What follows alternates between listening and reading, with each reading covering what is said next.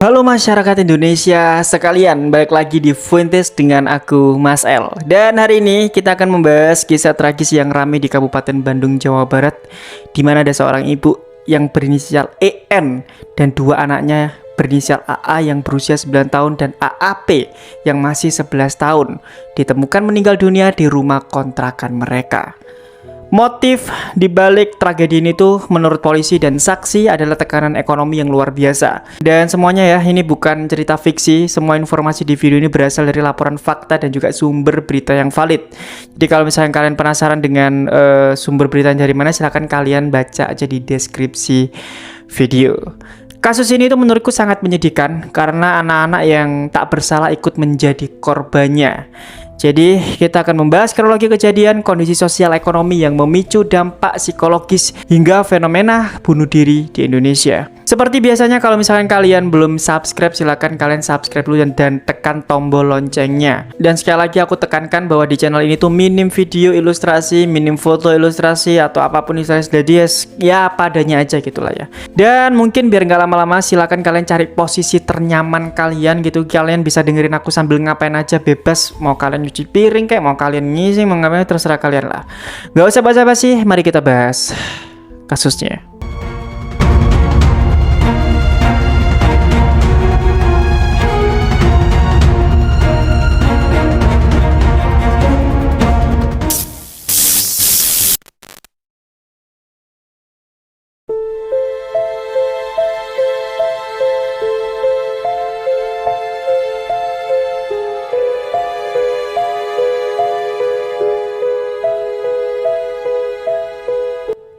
Kejadian bermula pada hari Jumat dini hari 5 September 2025. YS, suami dan juga ayah dari keluarga ini itu baru pulang kerja sekitar pukul 4 WIB atau 4 subuh dini hari. Saat beliau mengetuk pintu rumah, tidak ada jawaban sama sekali dari dalam rumah itu. Dan YS berpikir ya wajar, ya mungkin masih tertidur. Singkat cerita, dibantu dengan tetangga, YS itu mengintip ke dalam dan juga melihat istrinya. Dan disinilah momen tragis sekaligus membuat YS kaget atau shock. YS itu melihat ya, EN itu ternyata sudah tergantung di kusen pintu kamarnya. Kedua anaknya, AA dan AAP, juga ditemukan tak bernyawa tidak jauh dari sang ibu. Ivan selaku teman dekat keluarga itu menggambarkan suasana rumah yang acak-acakan. EN itu masih tergantung, AA tertelungkup dekat sofa dan juga AAP terlentang di ruang depan televisi. Yang paling memilukan, tali itu masih menjerat leher kedua anak itu. Singkat cerita, polisi yang datang itu langsung melakukan olah TKP. Hasilnya, tidak ada tanda-tanda kekerasan dari pihak luar. Pintu dan jendela terkunci dari dalam dan surat wasiat ditemukan di lokasi. Yang disinyalir ditulis oleh EN dan surat itu berisi pengakuan masalah keluarganya. EN itu menulis dengan bahasa Sunda. Ungkapan hatinya yang paling menyayat yaitu adalah, "Mama tidak rela hidup terus-terusan susah. AA dan Dedek belum punya dosa. Biar mama aja yang menanggung dosanya ke neraka." Aduh, sedih banget ya kalau misalkan ini, aku nggak tahu kenapa ya. Ini kalian bisa ngelihat suratnya sendiri lah. Aku kasih suratnya kalian baca gitu. Ini panjang banget sih tapi.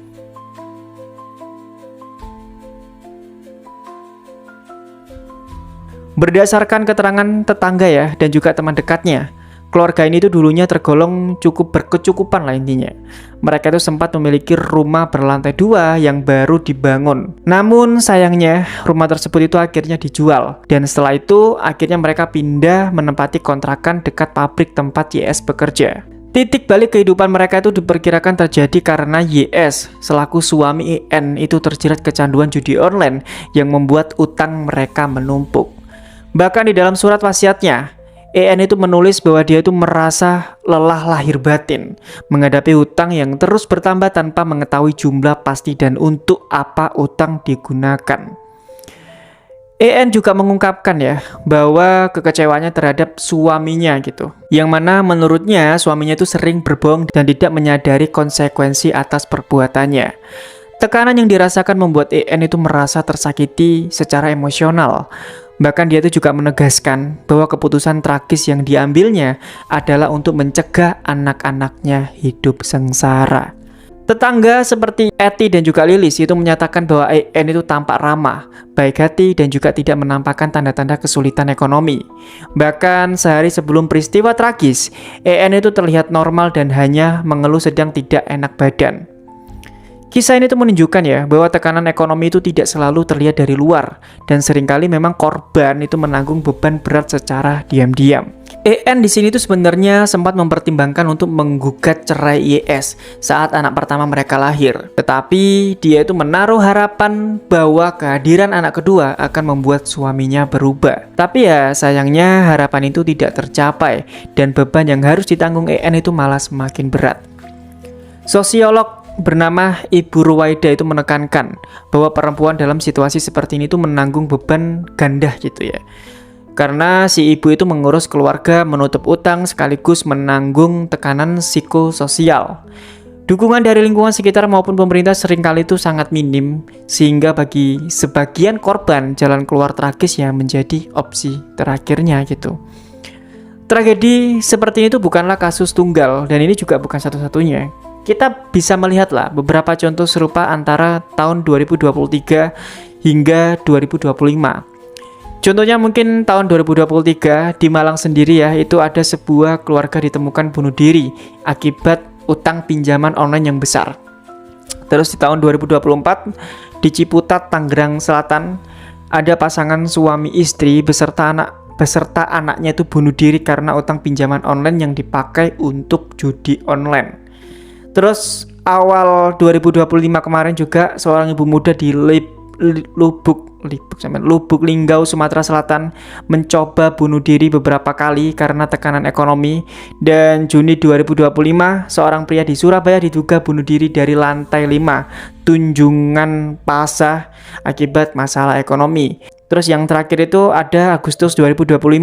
Pasangan suami istri di Tulungagung meninggal akibat racun tikus dan motifnya diduga tekanan ekonomi. Data dari Polri itu menunjukkan tren kasus bunuh diri itu meningkat setiap tahun dari 230 kasus pada 2019 menjadi 1.226 kasus pada 2023.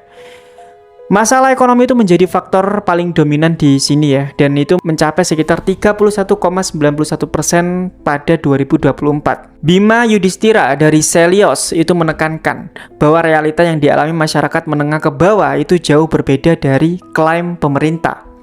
Lapangan kerja semakin sempit, daya beli itu menurun, dan pemutusan hubungan kerja atau PHK yang semakin masif itu dirasakan secara nyata di lapangan gitu. Sementara itu ya, dana perlindungan sosial yang dialokasikan pemerintah itu hanya sebesar 2,4% dari APBN 2025 sampai 2026.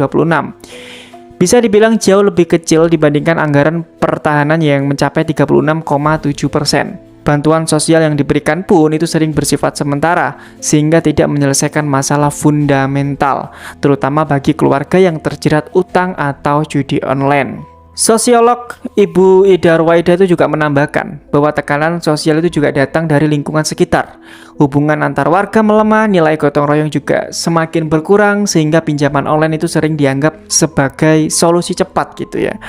Namun ya kita bisa tahu ya, kenyataannya banyak keluarga justru terjebak dalam utang berbunga yang sangat menumpuk gitu ya.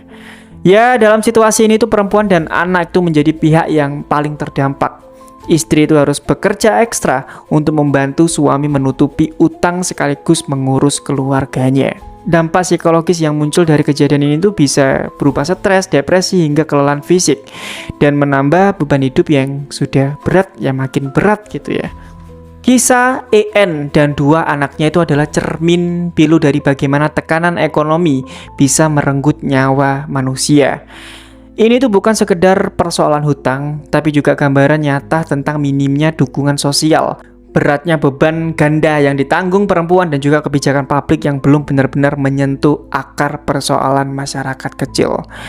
Ya, sebagai penonton penting banget bagi kita semua ya untuk menyadari satu hal gitu ya. Ya mungkin jangan pernah meremehkan dampak dari tekanan ekonomi seseorang gitu ya. Apalagi tentang jeratan hutang atau mungkin kecanduan judi online. Ya buat kalian yang judi online itu mandek korek. Kalian jangan mau disetir sama aplikasi gitu, itu kan juga buatan orang gitu, judul itu buatan orang, jadi kalian itu bisa masih habis puluhan juta ya nggak bakal balik gitu ya. Dan dari kasus ini mungkin kita juga belajar, orang yang tampak baik-baik saja dari luar justru menyimpan luka dan juga keputusasaan yang cukup dalam. Jadi mari kita belajar dari kisah tragis ini ya, agar tidak ada lagi yang harus kehilangan harapan karena tekanan ekonomi. Ya, semoga kisah ini itu membuat kita lebih peka, lebih peduli, dan juga lebih berani untuk saling menguatkan. Aku yakin ya, semua orang itu pasti punya masalah, Rek. Aku pun juga punya masalah gitu. Kita kalau misalkan hidup ya pasti dikasih masalah lah. Cuman sekarang tinggal bagaimana cara kita menyelesaikan masalah itu. Aku yakin sih ya, di luar sana juga banyak banget orang yang bermasalah gitu. Jadi kayaknya nggak adil kalau misalkan kita itu kayak terus mengeluh dengan masalah-masalah kita. Aku sendiri kalau misalkan lagi ada masalah besar ya, entah dalam apapun, entah soal keuangan atau apapun, aku selalu berpikir gitu, selagi aku masih bernafas dan masih bisa melakukan sesuatu untuk cari uang, ya sudah, lakuin aja gitu. Karena kalau misalnya kita terus sedih, terus stres atau mungkin kayak gimana, itu kayak nggak menyelesaikan masalah sih, itu menurutku ya. Makanya kenapa kalau misalkan mungkin di antara teman-teman yang sekarang lagi ada masalah yang bener-bener berat banget, aku yakin dan aku percaya kalian juga harus percaya sama diri kalian sendiri bahwa kalian bisa menyelesaikan itu. Jadi bunuh diri itu bukan opsi terakhir. Dan jangan sampai ada kepikiran itu sih gitu. Ya mungkin itu aja ya, karena nanti kalau misalkan aku lama-lama ngomong jadinya agak belibet. Dan maaf kalau misalkan penjelasanku agak kurang gimana ya.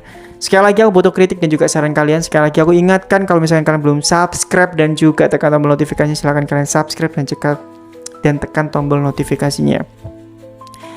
Aduh, salah gue. Ya mungkin itu aja dan sampai jumpa lagi di Fuentes selanjutnya. Bye bye.